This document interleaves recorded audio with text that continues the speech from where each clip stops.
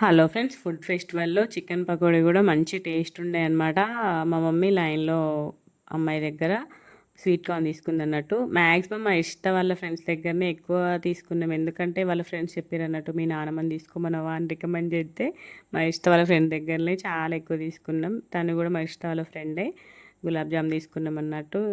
ఇంగ మా కన్నయ్య గూడా తీసుకున్నాడు. మా ఇష్ట వాళ్ళ ఫ్రెండ్ దగ్గరనే పపాయ హ్మ్, స్లైసెస్ అమ్మితే తను పపాయ తీసుకున్నాడు. చూడండి, అక్కడ ఫ్రూట్ ఇస్తే తీసుకోలే ఫస్ట్. తర్వాత మళ్ళా పపాయ కొనిస్తేనే తీసుకున్నాడు.